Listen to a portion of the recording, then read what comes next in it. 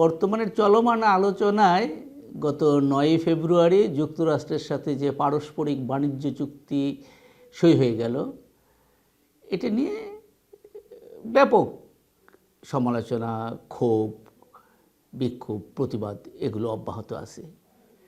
তবে এই নাগরিক আলোচনাগুলোর বড় অংশ জুড়ে এরকম যে এটি একটি দাসত্ব চুক্তি, এখানে প্রচুর পরিমাণে বৈদেশিক মুদ্রা খরচ করে 14টা বোয়িংয়ের কাছ থেকে 14টা উড়োজাহাজ কিনতে হবে, $29 বেশি দিয়ে গম কিনতে হবে এবং অন্যান্য এরকম বড় বড় আমি বিদেশের কোনো মানে রাশিয়া বা চীনের মতো দেশের সাথে যদি বাণিজ্য চুক্তি করতে যাই তাহলে আমি করতে পারবো না যুক্তরাষ্ট্রের অনুমতি ব্যতীত।